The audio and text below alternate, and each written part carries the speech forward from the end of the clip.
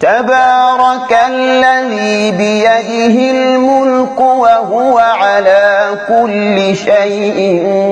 قدير الذي خلق الموت والحياة ليبلوكم أيكم أحسن عملا وهو العزيز الغفور الذي خلق 7 سماوات طباقا ما ترى في خلق الرحمن من تفاوت فارجع البصر هل ترى من فطور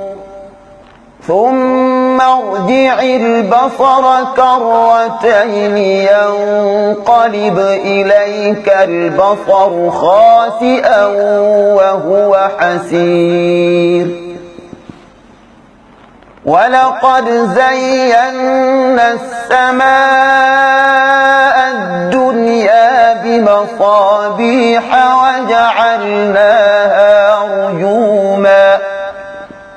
وجعلناها رجوما للشياطين وأعتدنا لهم عذاب السعير وللذين كفروا بربهم عذاب جهنم وبئس المصير إذا ألقوا فيها سمعوا لها شهيقا وهي تفور تكاد تميز من الغيظ كلما ألقي فيها فوج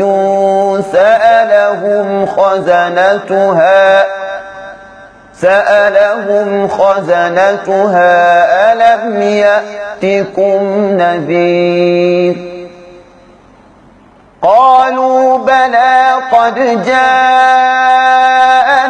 نذير فكذبنا وقلنا ما نزل الله من شيء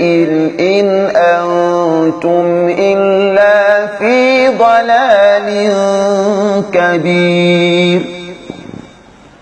وقالوا لو كنا نسمع أو نعقل ما كنا في أصحاب السعير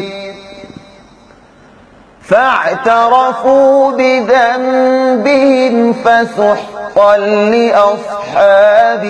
السعير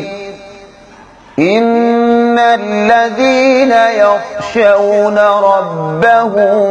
بالغيب لهم مغفرة وأجر كبير وأسروا قولكم أو اجهروا به إنه عليم بذات الصدور ألا يعلم من خلق وهو اللطيف الخبير هو الذي جعل لكم الأرض ذلولا فامشوا في مناكبها وكلوا من رزقه وإليه النشور أأمنتم من في السماء أن يخسف بكم الأرض فإذا هي تمور أم أمنتم من في السماء أن يرسل عليكم حاصبا فستعلمون كيف نذير ولقد كذب الذين من قبلهم فكيف كان نكير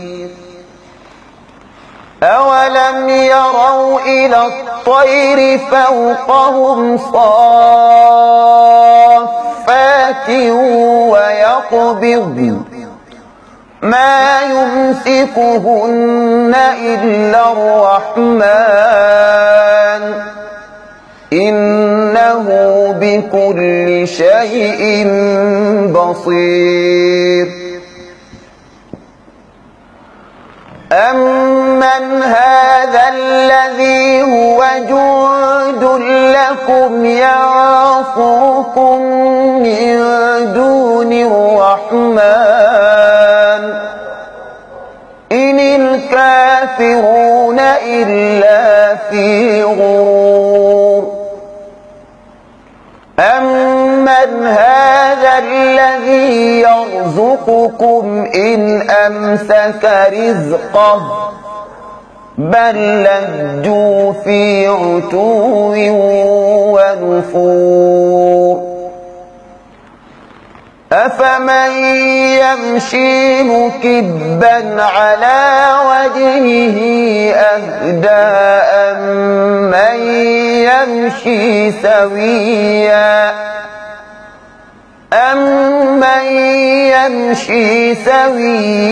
على صراط مستقيم قل هو الذي أنشأكم وجعل لكم السمع والأبصار والأفئدة قليلا ما تشكرون قل هو الذي ذرأكم في الأرض وإليه تحشرون ويقولون متى هذا الوعد إن كنتم صادقين قل إنما العلم عند الله وإنما أنا نذير مبين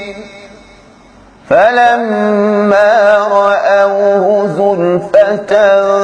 سيئت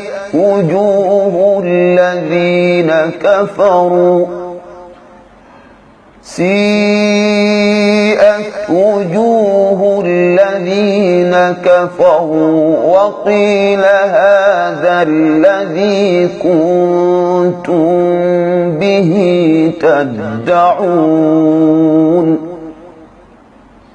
قل أرأيتم إن أهلكني الله ومن معي أو رحمنا إن أهلكني الله ومن معي أو رحمنا فمن